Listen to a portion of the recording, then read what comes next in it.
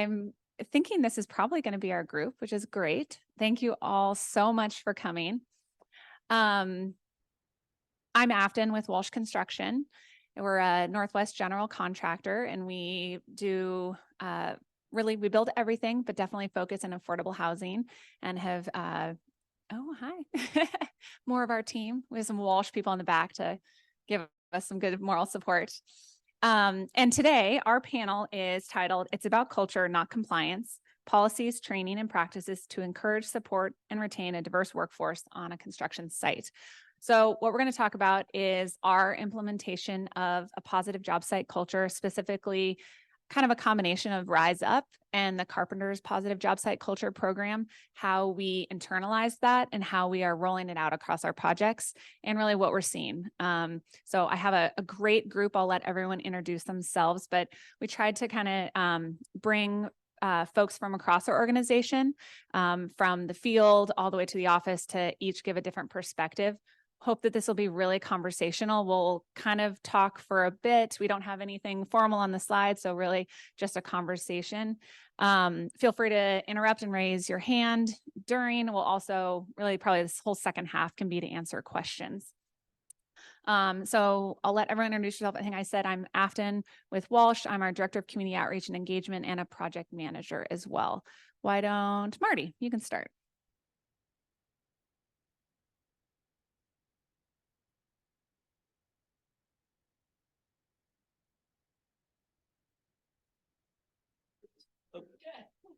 I'm Marty Houston with WALSH Construction. I'm the Director of Learning and Development, which means we're working on training programs for people throughout the entire organization. I've been with WALSH since 2006. I'm Brian Ames. I'm a project manager with WALSH. I've been with the company for 6 years, currently working on a few affordable housing projects, one with Home Forward in the Deacom neighborhood, kind of by Concordia, where Concordia was, and then working with Mercy Housing on another defunct Northwest University on the Merrillhurst University campus on an affordable housing project there. Nice to be here. Richard Stevenson. I'm a superintendent for WALSH. Been here for 26 years. I'm currently working on Grace Peck Terrace for Home Forward. Hi, my name is Carlos Flores, and I've been working for WALSH for 27 years, and just a skin doctor, that's what we call them, which is the envelope, all the exterior. As you can see, I'm not a big talker, and sorry. We told him it was a very friendly audience, so you guys better live up to that. We're just talking to our friends about how to make construction the best it possibly can be. So always good. It'd be really helpful, we would love to know who is in the audience. So maybe a show of hands if you are an architect. Okay, got some architects, wonderful. What about housing developers? Okay, cool, housing developers. Any contractors? Yay, I was gonna say, I recognize you. I think we saw you at PPDG this week. Who else do I have? What, did you raise your hand? What organization are you with? Okay, wonderful. Yeah, awesome. And yeah. Okay, awesome. Okay, wonderful. Awesome. Well, great. Thank you all for joining us. That's really helpful to know who our audience is. So, I think one thing that's exciting about this, I feel like Rise Up and other positive job site culture programs have been talked about for the last few years. And we wanted to do this panel because we now have actually implemented it. And I think there's a lot that we've learned about what works, what doesn't work, how to really bring it into your culture and make sure that it's as impactful and effective as it possibly can be. We are still at the beginning of our journey, and we'll continually be learning about how we can implement it better, but seemed like a good point in time, especially as a lot of organizations are thinking about how they can either put it into contracts, mandate it for contractors. I think we're right on that precipice where we're going to see more requirements. We have some home forward representatives here from our home forward projects because they were really the first of our clients who mandated that we implement a program on our projects. So because of them, we started this pilot program. So that's really what we'll be talking about.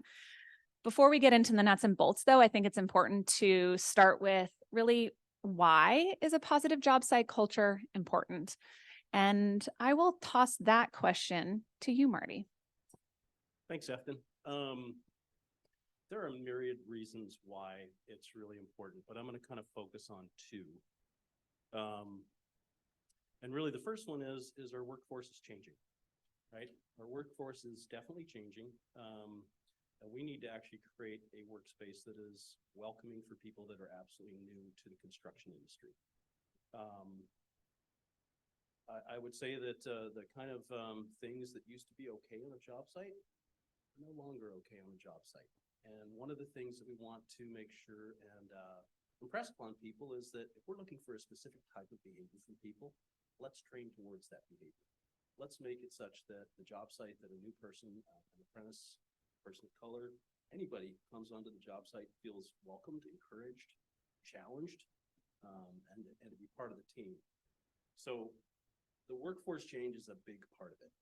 I'd say the second part of it is one of our most important values, or actually our most important value at WALSH Construction, and that's safety. Now, it is especially the case, and we've always focused on people that are new to the industry as being kind of our highest risk in terms of safety. And the reality is we want everybody to go home at the end of the night, want everybody to come back tomorrow and work again, okay? And if people are not focused on the work that they're doing and on the safety that's required to get it done right, they're gonna get into trouble. If they're not able to focus because they're being harassed, because they're being bullied, because somebody has given them some kind of grief on the job site, they can't focus on the job that we need them to do. And most importantly, they can't focus on keeping themselves safe, their teammates safe, the rest of the job site safe. So while there's a ton of different reasons to do it, those are kind of the two that really boil to the top for us. Yeah, thanks, Marty. Carlos, kind of the same question to you, I know. So Carlos crews in the field, and I think that has a great perspective about, you know, what do you see managing crews and why is a positive culture so important? Well, number one is we show up to work and we respect from everybody, and you just gotta respect each other. Like Marty said, on the next day we're gonna go back to work and just all happy and feel good at work, not intimidated for anybody. You all got the right to show up to work, just happy, and that way it makes your job easier. That's great.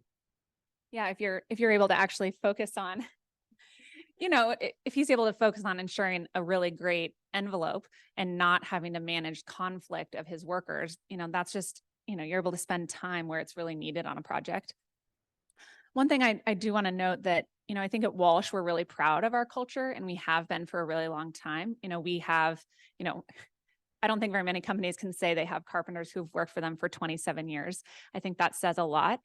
But what I love about us bringing in this sort of more formal training program is that it's ensuring that we're really institutionalizing that culture, and it's giving us great tools to ensure that as we grow as a company, as we expand to job sites all over the state, all over the region, we're able to kind of put in a little bit more structure to ensure that as we, you know, in the future that we maintain that culture. And new folks coming in, it just gives us more ability to train to our new folks.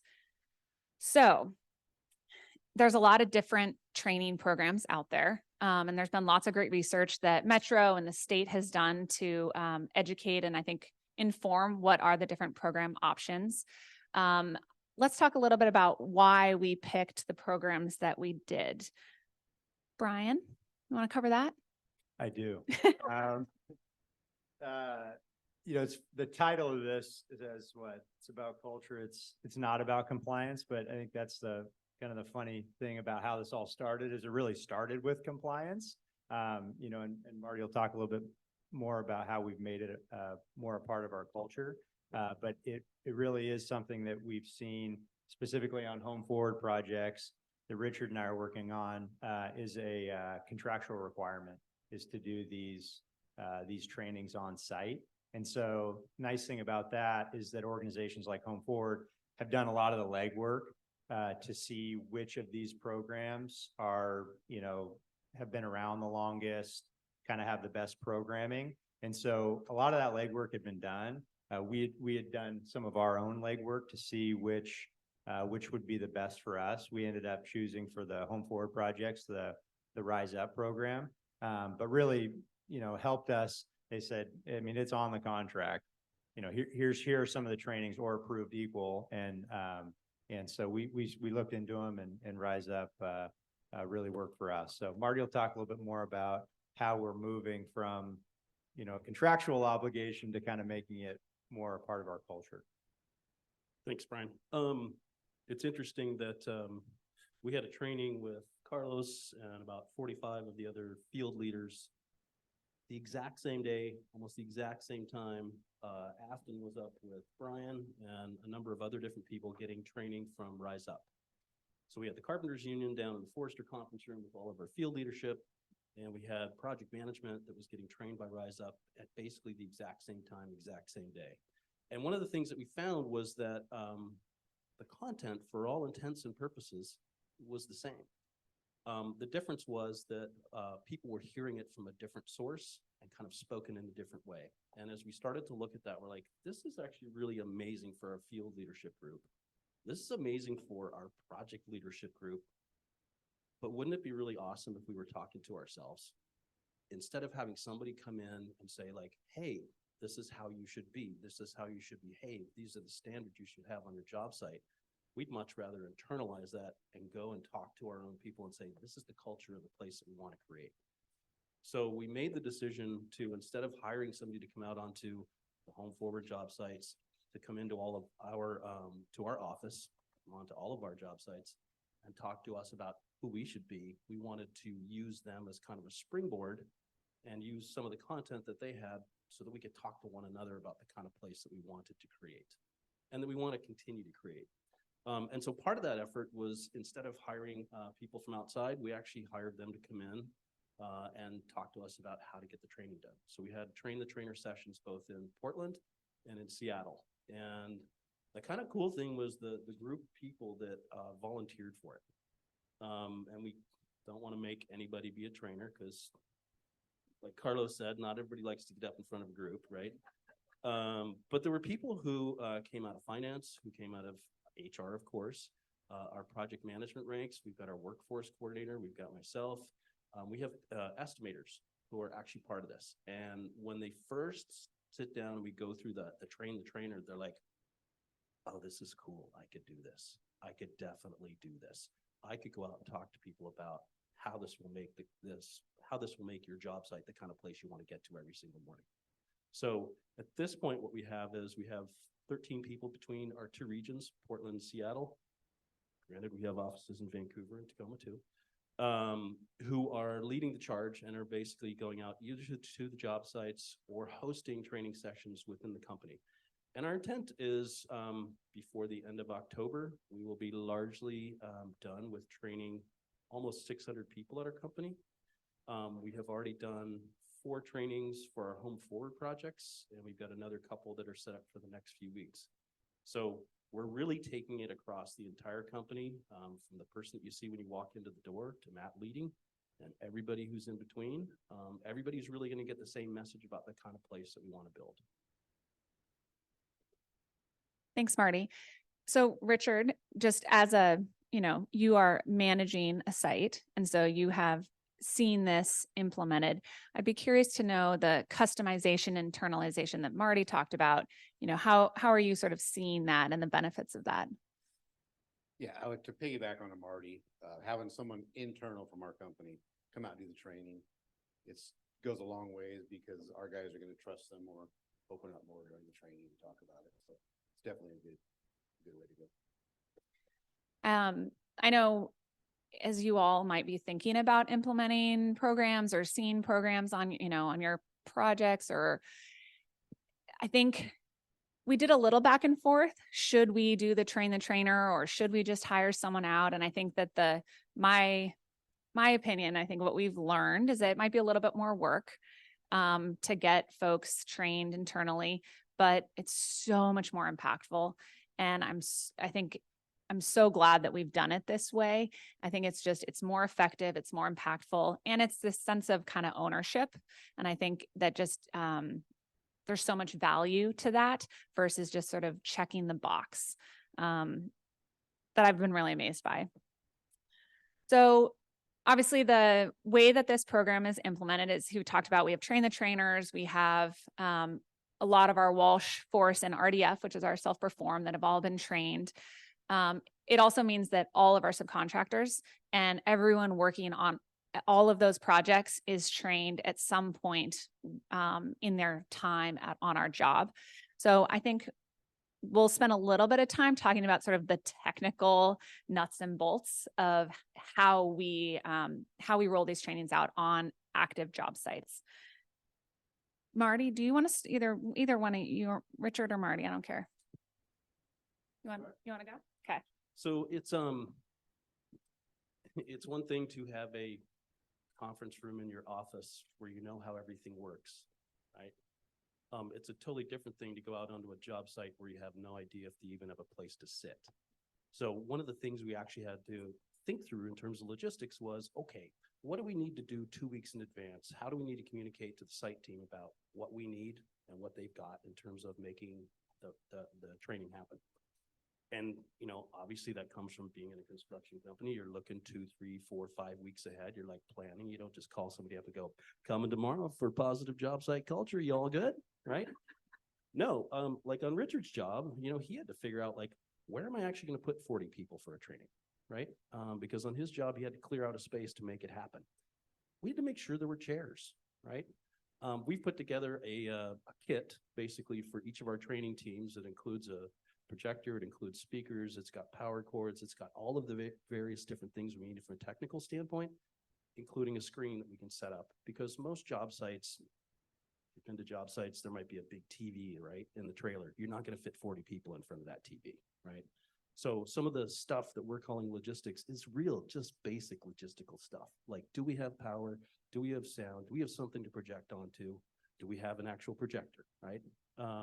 And then you have to think about some other things like the video or the content that we got from Rise Up has in it a video. And embedded videos are really weird in PowerPoint. Everybody knows what I'm talking about. Like if you're not connected to Wi-Fi for some reason, it won't play. First time that happens, you'll never forget it. But you really do have to communicate a good chunk of time in advance because there's other stuff that Richard needs to do to get everybody prepared for the fact that they're going to be sitting down for an hour. So Richard, I'm going to ask you, so you've actually implemented this on your job sites. What were kind of your big lessons learned or kind of takeaways? I think like Marty talked about, having the adequate space, having a conditioned space. Our space was a little warm, so like halfway through, people were getting pretty uncomfortable. So just making sure that you have adequate seating as well. We have some people standing. So one of the big things, like you said, power, space to have some pizza. You brought pizza out, something to drink. This gets everybody a little more relaxed. I think I helped quite a bit.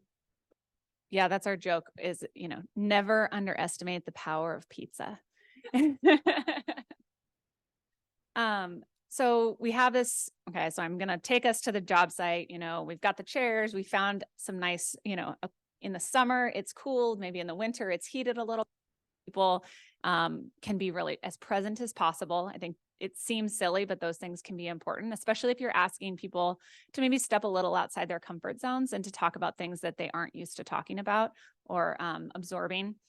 So Brian, we have this great message. What were some of the lessons learned about how to effectively deliver that message? Yeah, so we're talking, inclusivity training and, the one thing that seems really obvious, but doesn't always happen is we got to make sure that everybody can receive the message. I've done safety training out at a job site and, looked around as, hey, does everybody know English here? And everybody nods. And, it becomes pretty clear that, that might not be the case. And sometimes people might not be comfortable saying, I'm not comfortable speaking, and, I know a few words, I can converse in it, but when we're talking about some pretty, tough, deep topics, that might be difficult for some people. So we've been using Microsoft Translate, which has worked out well. So it'll come with, you'll get a QR code set up. We've got a speaker who's ever giving the training, will be near that. And the people can hit the QR code. There's hundreds of languages, basically any language that you can imagine is available on there. And people can follow along while it's going, like it's closed caption, like you're watching a show, which has been great. Because how else do you do that training and not involve everybody so that everybody can get the message? That was a big takeaway, and has it's got some like the video embedded in PowerPoint. It's got some challenges, so it's definitely something that you want to make sure that you work all the bugs out before you start. But I think we've gotten pretty good at it at this point. Currently, Rise Up does not have content in any other language than English. So this was sort of how we did the best we could with that limitation. I think that they are hopeful that they will at least incorporate a Spanish version. But we didn't want to wait for that. I think it's especially if you think about this topic and that our job sites are really multicultural and do have many spoken languages, and that often can be a point of contention on projects, and sometimes that can be where you get a little bit of conflict. So really important to address it in as many languages as possible. And that is the cool thing about that particular app is when people sign up, they sign up individually as, Joe or Jane or whomever, and Joe or Jane picks the language of his or her choosing, which means that you can have people who are getting it in Spanish, you can have people who are getting it in Ukrainian, you can get it, for people who are listening or need to see it in Russian. And those are languages that are pretty typically spoken on our job sites. Mm-hmm. The kind of wild thing about it is we started looking at it and we're like, this would be awesome for a safety orientation. Yeah, all sorts of Right? uses. Like a one-on-one, like this would be awesome for our Monday morning safety meetings with the entire team. So that's what we're trying to roll it out onto, is to let people know that like this is a tool that's actually super easy to use, and it's going to allow you to be able to communicate in all kinds of different avenues in terms of the project. Thanks. So this question is for, I guess, Brian and Richard. So when you sit in your role as superintendent and then project manager, I guess I'd be curious to know, what was your role in these trainings and what did you see? Maybe Richard, if you want to start. Yeah, I think for me, just being engaged during the process, kind of stood up to the side, encourage people to communicate, and just, making the point that if we're asking them to go through this training, we're going to go through this training. They need to follow all these protocols. We will do the same. So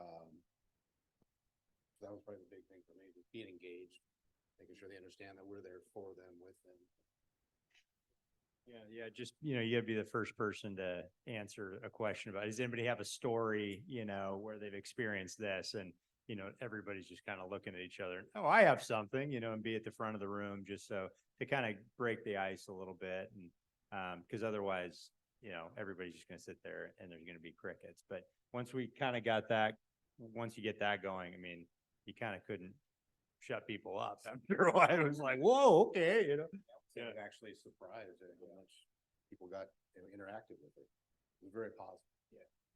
I love you, when we were prepping, you told a good story about sort of our subcontractors and some surprises from them. I think some people might think, or you might hear, oh, they're never going to want to go to this. The managers are going to make a big stink because their workers aren't being productive and, all this sort of grumbling. But I think we actually found very much the opposite. So I don't know if you could tell your example. Yeah, exactly. I know we sent the meeting request out. I got a few emails right back saying, we appreciate WALSH doing this. We like coming to your projects.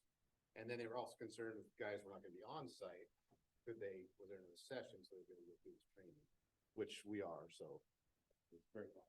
So yeah, really the opposite of that, sort of saying, oh, wow, great. Wait, we have more workers that we want to make sure get trained. So I think that was a great surprise. And I would suggest that if anyone hears it's a good myth to bust, I think, is that people actually really would like to go through this training, especially managers. And, you know, our small business partners don't always have the resources that we have to internalize a program like this. So it's a great opportunity that, you know, our small business partners are able to still get this training on our projects. Okay, so we've talked about the why. We think this is important. We've talked a little bit about the how, some of the lessons learned. I'd love to just ask each of you maybe how you're seeing this be impactful. Little ways, big ways. Whoever wants to start is go for I it. think it's definitely impactful. I don't think it's a huge impact. I think we have a culture already. Everybody comes to work, is treated properly. But it definitely, like I said, a lot of people talk about their experiences. I think that you can see people's eyes open up a little bit about stuff they have not gone through that somebody else has. And so that's going to impact them in that way of thinking before they say something, thinking before they act a certain way. You want to go, girls? Yeah. You sure? You sure? You All sure? right. You want? I- Oh, yeah. All right, I'll do it. So I think it's better to have this kind of meetings or because believe it or not, but I think it's good to think about what happened right here, where we talk about it, make it, I think, a better person, take the most important that we talk about it, and I think it's good to have this class or all right. Next. I mean, I think the biggest thing is what Marty touched on at the beginning about, I mean, this is a necessity in our industry, like right now, because not a lot of people are going into our industry. I mean, you know, everybody wants work-life balance and flexibility, and we're in the opposite of that. And, you know, and so I think making people feel more welcome on the job sites. I mean, I've heard a number of stories of people that get into the trades and then something happens, you know, somebody says something, somebody does something, and they leave. I mean, it happens way more than you think. And so just for the kind of the sustainability of our industry, you know, because that's the thing, is that our industry, you know, people always have to live in buildings and work in buildings. So, I mean, it's not really going anywhere. And we just need more people. So, and the people that we need, you know, they really buy into this stuff, and they're used to it. They're hearing it in the trade schools and the universities. And so if they can hear the same message when they come out on our job sites, they're going to stick with us. So yeah, that's the biggest, I mean, change that I've seen just in the 6 years I've been here, is just how the workforce has changed. And just, you know, people are retiring, new people coming in, and they just require a different work environment than what's happened in the past. And I wasn't looking, honestly, I wasn't really looking forward to the training, because it was like, geez, on a construction site talking about these types of things. And it was amazing how it was received. I mean, I was shocked by how much people were engaged in it. And yeah. I wonder if part of that is, Brian, is that we don't talk about it. And so when we do have the opportunity to daylight it, people are like, oh, it's cool to talk about this on the job site. And they're like, yeah, it is cool to talk about this on the job site. You know, one of the things that when we went through the Carpenters Union training, we started talking, you know, we talked about some of the kind of language that gets thrown around on the job site. And when you ask a 30-year journeyman male carpenter, hey, how would that language be received if it was your wife that was working here on our job site? If it was your daughter who was working here on the job site? And you can kind of see him go, oh yeah, that's not cool. But more than anything, I think you bring it to light, and you're allowed to talk about it, or you're encouraged to talk about it on the job site. It makes a big difference. Carlos was mentioning kind of some of the classes that we did with our leadership group, and positive job site culture was among them. We actually do an audit every year. And when you think about an audit, you think about like finances, right? Like how much money do you have in the bank? What was your volume? What were your profits? And all of that stuff is important to an audit. Apparently, as part of an audit, they also talk about culture, and they go and they interview people. And they interviewed people, and one of the things that they kept hearing was, this training's pretty cool. And actually, my private life, my family life, my individual relationships outside of life have actually gotten better because I got better tools that I learned for work, and they've improved my own home life. And so when you start to hear stuff like that, you know, through an audit, which is not where you'd expect to hear it, you start to think like, okay, the little things are actually making a difference, and all people need is better tools in order to have a better job site. That's awesome. Thank you. Well, I think, we wanted to make this as conversational as possible. So we'll open it up for questions, and, if anyone or wants us to go deeper on any particular thing that we touched on. Oh, go ahead. Yeah, go ahead. I have a microphone. Oh, do we have people online? Okay, perfect. Hand it around. I talk loud, but Hi, everyone. My name is Amanda Dietz. I work for Bremick Construction. Just started about 3 months ago. Just moved here from the Los Angeles area. And with my job at Bremick, I'm both marketing specialist as well as diversity outreach. And the big thing that I noticed joining Bremick, coming from a large contractor in Southern California to obviously a small growing group, they don't have a formalized process with this. And I was very surprised at that. So I've been kind of leading that charge with it. What advice would you guys have for me coming to a new company that doesn't have an established process but sees a need for it? What would you recommend I start with? Number one, you have to have buy-in from the top, right? And I'd say the second thing is you have to have a champion. And maybe that's you is the champion. And I'd say the leadership group has to agree and empower you to make certain decisions for the company, but you have to have the buy-in from the top. I think that's the most important thing. That was easy. Quite honestly, at our company, it was easy. When I said to Matt, hey, the stuff that we're doing with Afton, the stuff that we're doing with the RDF tradespeople, let's do that for everybody. And he was like, yeah, like that seems so obvious. So I think buy-in from the top is really important because quite honestly, it's an investment of time and money, right? And those are two commodities that contractors think about pretty closely, right? So I think those are kind of the two big things would be buy-in from the top and also making sure that there's a champion who is empowered to get it done. I know we often compare it to safety, and I think that is a really useful analogy. And it's about expanding the definition of safety. It's personal safety, it's mental health. In construction, we have huge challenges around suicide. So there's suicide prevention programs that we've started to implement. So I think it's really just expanding that definition. And that has been a pretty good argument because safety is something that's so ingrained in construction. There's a business case for it. There's a personal case. And if when we talked to like our president, Matt Leading, 20, 30 years ago, we didn't have a safety program. And, we went through sort of a similar process to implement, and it was a culture shift. And there were people that said, oh, we don't need a safety program. And you look back and you're like, that was crazy. What were we thinking? So I think in that sense, it can be really linked to like, look at all this progress we made. And yes, it was changing the culture, but how important and how critical. And now you'd never even, so in hopefully not 30 years, maybe in 5 years, I'll be like, oh yeah, how could you not have, amazing positive job site culture, soft skills training for all your workers? Duh.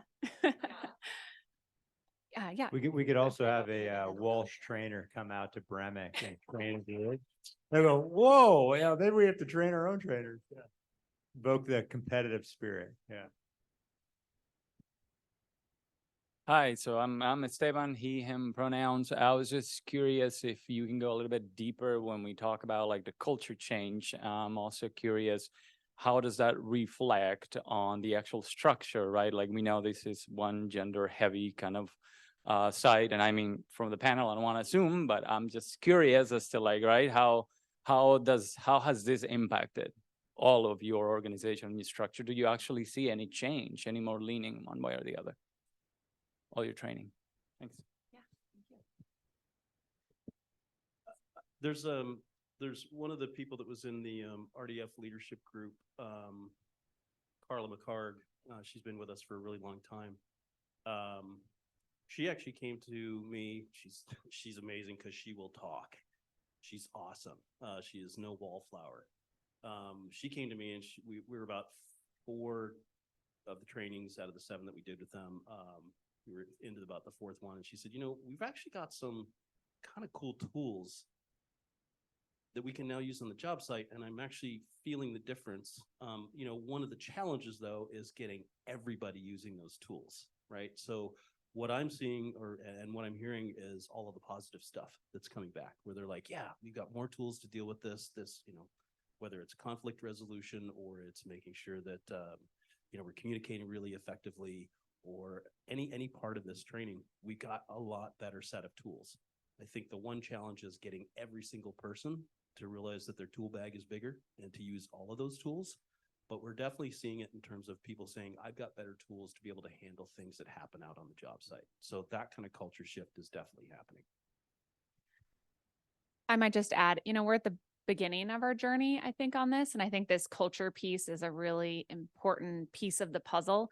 I know a lot of us here probably have worked with pre-apprenticeship programs that are really trying to get more women into the trades, either the unions or other apprenticeship programs, high schools. I think I would, if everyone could spend some time in high schools, in middle schools, like just trying to change. I think, we're not going to get a super diverse workforce overnight. It's just the way construction works is there's apprenticeship. And I think we have, as an industry, there have been a lot of barriers that have caused women to either not ever consider entering or leaving once they do. So I think this is one of those pieces that is starting to fall into place that will hopefully begin to make a difference.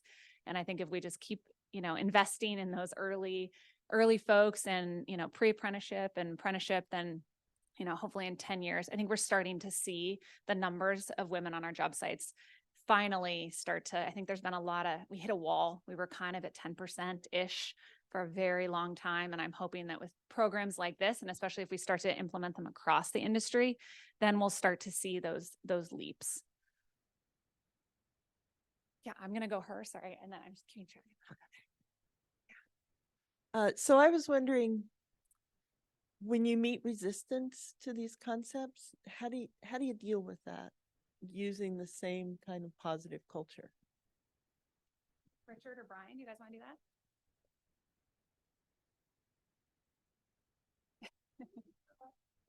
Yeah, repeat the question too. The question was if when we meet resistance to participating in this, how do you approach that? I think Marty had a good example on about, getting people to understand, like, what if this was your wife or your daughter that was being spoken to this way on a job site, kind of making it personal for people. Because, some people, if they go in with a bad attitude and just say, this is just another thing and I have to sit here for an hour, granted I get food, which is great, but that also helps too. You have kind of a captive audience if you're feeding them. And so that kind of gets them to at least engage a little bit. But yeah, I think making the content personal to them and sharing stories and, helping them to understand why it's important for them and why it's important. I mean, that's the other thing is I think that people that are in this industry are interested in the industry flourishing over time. Because they, a lot of people I've noticed, they like to show you, their craft, and they like to train other people in their craft. And I think that if you make it, understand that, hey, the workforce is training and is changing and we have to continue to change as an industry too. So it's a lot of different messages, just kind of trying to feel that person out and see what's important to them and just making sure that they understand that, that tying the importance of this back to whatever's important to them. So just to follow up, I guess what I'm thinking is somebody that's followed a different culture for a long time and has maybe used it effectively on a power level. How do you get them to change their habits? So I'll give you an example. It was from one of our home forward job sites. And one of the kind of key things about these trainings is trying to keep them small enough. Like this would be a great group, right? Because we're actually able to have a dialogue and a discussion, right? And there's a point at the very beginning where you ask people, like, tell us your name, what your position is, and tell us about one person who mentored you really well, who made a difference in what the job site was like for you. when we got into this training, we had a lot more people than that. We had something like 50 in the room. So I was like, okay, I'm not going to hear from everybody, but I want to get a good cross sample, right? And there was one, how would I put it? Senior white male who was obviously a leader. And you could tell he was just, and here's the thing, people aren't going to say like, I'm not going to sit for this or this is garbage, right? It's going to be through the body language. That's how you're going to see it. And I could see it in this guy. He's like, I'm just wasting all my guys' time. Well, I ended up picking about 6 or 7 of his guys to say, you know, who are you? Who do you work for? Which crew are you working on? Because there's a bunch of different crews. And who's the person that's really made a change? And they all named this guy.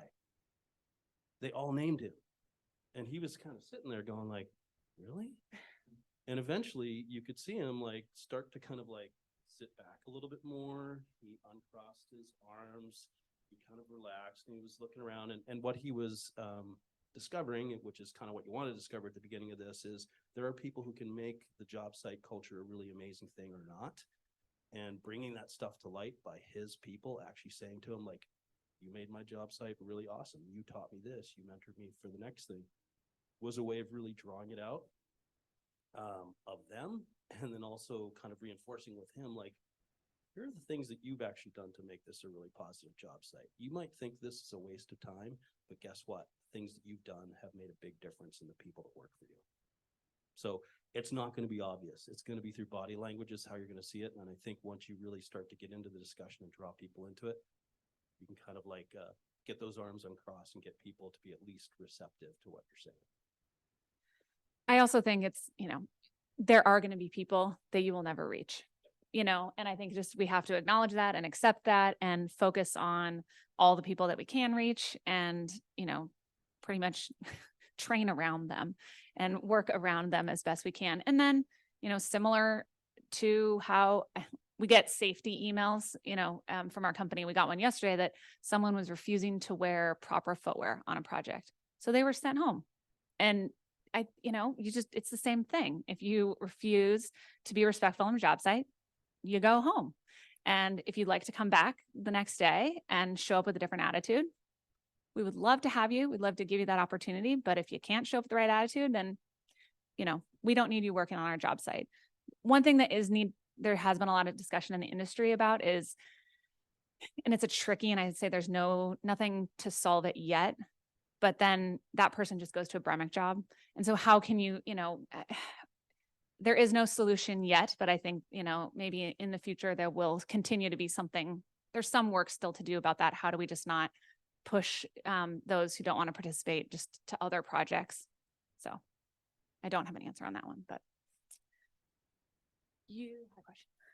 I was just curious on it sounds like this has been really successful based on the projects that you've all mentioned of Home Forward, mostly in the metro area, but I'm curious, what about the rural areas? Is this the same success as in the metro area as well? And if not, why? So, as Afton mentioned, we are on the beginning part of our journey. We've probably only trained about 175, 200 people so far. We are going for 600, which is kind of about how many people we have between Walsh Construction and RDF in all of our regions. This is only required, it's only a compliance thing for our Home Forward projects right now. What we're doing though is we're making it required for every single employee of Walsh, RDF, and CEC. So you're asking what is basically a logistical question for us, which is how do you reach everybody, right? And the easiest thing to do is to have people come into the office because like I said before, it's easier to do it that way, right? We've got a big conference room. But what we will have to do is get out to the job, Wacoma out in Lincoln City, where we've only got 2 people, and go to them because you can't take those 2 people off the job site because there's only 2 people we got there. So we're not there yet. We know that we're going to actually have to travel far and wide, and that includes throughout the whole Puget Sound area for our Tacoma and Seattle offices, as well as all of our offices here in the Valley and the ones that are kind of scattered elsewhere, the more rural job sites. Our commitment, though, is to get to every single person in our company and have them trained by the end of October. Richard, I'd be curious because, you know, you've obviously worked on projects all over the state. You know, my gut would be that it wouldn't be any less effective in rural communities, but I don't know, what's your thought? Yeah, I would agree. 'Cause I think the workforce that we have in those areas is the same diverse workforce we have everywhere else. We kind of bring a lot of the people with us. So yeah, I agree. And on one hand, in smaller communities, people are working alongside, who they go to church with, who they might, see at soccer games, even more so in smaller communities. So, I'd hope that it would be also Can I just well ask seen. really quick, Yeah, when go you ahead. say that we bring them over, are you saying from the Portland area to the rural area or within the rural? Yeah. There's that, if we do a project, that's in a rural area, sometimes with some select subs, we'll bring subcontractors that we've worked with for a long time. And they'll come basically, live out at the coast with us, for instance. The other thing is our workforce lives all over the place. I mean, you just get used to drive. I mean, I think you live Salem. And then, we've got another superintendent that lives almost in Detroit Lake, which is just unfathomable that he drives that much every day. But I mean, most of the people, I think a lot of that has to do with the affordability of housing, which is why we're all here, right? In the Portland metro area, we've got people that live all over the place. And so that's the other great thing, is that we train them here and they go back out to their communities. And, maybe you see an impact in some of the rural communities too, because of these folks that are kind of carrying the flag when they go home. Yeah. Anyone else? Yeah, of course. Hi, I'm a PSU student. I'm majoring in community development. I'm looking into going into urban planning. So I'm not in the workforce. I don't know anything about it. But I'm curious what if there's what the feedback process is like. If because you talked about that, you hear feedback from your crew. Is there a process? Is there a formal way people can tell you how it's impacting their work or whatever? Yeah. I'm at the beginning stages of my journey in terms of learning too. So, but one of the things that I've learned very early on is when you give a training, you have to do an assessment right after it. That's really, really important to capture that information almost immediately. We did that really religiously with our RDF training. And what was really cool is you could start to see people who were really engaged, and then other people who were like, I just need to fill out this form as quick as I can and get the heck out of here, right? But that's a really important thing, is to get that feedback. And so there's that specific and kind of structured way where you put a questionnaire down in front of them and you ask them to answer the question. There's the other thing, which is the person who waits at the very back of the room until everybody's filtered out, and then they come up and they talk to you.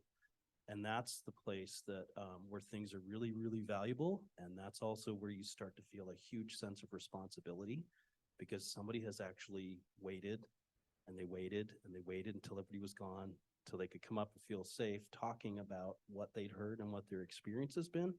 And the responsibility there, I think, is that you act on whatever it is they tell you, right? And even if there's nothing that you can do to change the situation, you actually follow up with that person and say, this is what I heard you say.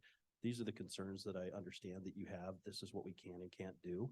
And I want to make sure that you've heard, that I understand that you came to me and you had the courage to actually come up after the fact. So it can be both informal and formal. That formal process is really part of any kind of a training. You have to get feedback right in the moment that somebody's been given the training. That's a key part of it. It's a great question.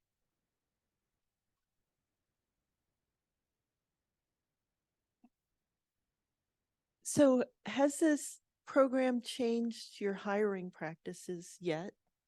And if not yet, kind of what are your plans to sort of attach this culture to recruitment? Yeah. So when we hire, we definitely always have an eye towards increasing, women and folks of color that are participating in our workforce, from our, entry level project engineers that we're getting out of college, all the way up and then in the field. We are signatory to the unions. So for our self-perform, so, you know, we, as much as we can, we always try to dispatch. You can make a dispatch request. You know, the process is a little bit prescriptive in that sense that there's sort of formal ways in which you have to try to get folks into your workforce. I think that one thing it probably hasn't done yet, but as I'm sitting here trying to think of an answer to your question, I hope that actually Jennifer in marketing, you know, we go out to career fairs all over the state, really all over the Northwest. And I think that this would be a really great thing to make sure that we're talking about to folks, because not everyone's doing it. And it's a great, you know, it's a great incentive. It's a great way to recruit people to, you know, and we are in an, you know, we are the recruiters, you know, we need to work hard to get folks to come to us. So I think it is something we should start using more and really highlighting to encourage people. So that's a great idea. Well, I think we have just a couple more minutes. Let's see, 5 more minutes. Any last burning question, or I might ask our group, is there anything that we didn't cover that you feel like is super critical and important and want to leave them with? Anything, Carlos? You want one more chance to speak? I'm not sure if he's a jump more to do one. Carlos is, you're being so modest, like just you're present out on the job site, and you know, he manages, you know, a lot of our crews, and actually as his role, so probably not everyone knows unless you've worked on a Walsh job, is called skin doctor. And so he's an envelope expert that really works with all of our different envelope trades. So our siders, our roofers, everyone, to ensure that they are implementing the details and the quality that the architects draw, and complying with all of our sort of internal quality control requirements. So in his job, he has to talk to a whole bunch of different subs, and he, It's only a small group. yeah. Yeah. But you also have to tell folks sometimes that they're not doing it right, you know, or that they need to make corrections. And sometimes, you know, those might not. That's the best part of my job. So I don't know, I feel like these type of, you know, more of the workforce just being a little bit more thoughtful, having a little bit more skills on conflict resolution, because construction is inherent, you know, to conflict. Just there's a whole bunch of people all trying to steer a giant ship in one direction. And I don't know, so I think you have such a great perspective. So thank you for joining us. Thank you. Yes, Marty. I'd say, don't look at this as some kind of a cool optional frill, right? Look at it as being essential to how you think about your company and your culture. And I'd also say, don't be afraid of the fact that you've got a blank slate, because there really isn't a blank slate out there, right? Rise Up has a lot of content. The Carpenters Union has a lot of content. So you're not starting with a blank slate. And the last thing I'd say is don't aim for perfection. Like, don't let perfection get in the way of good, right? Just start doing it. And the thing that happens is, with anything that you start doing, you're not going to do it 100% the first time, right? But if you get to 80% and you're like, I know what to improve, it's only going to keep getting better. So don't worry about starting off something that you don't know much about. That's how we all learn. That's how we all get better. And again, there's resources out there for you to draw upon to get things started. Yeah, great point. Well, thank you everyone for joining, you know, as I twisted your arm to come talk today. I appreciate it. And thank you guys for being such a great audience. Great questions.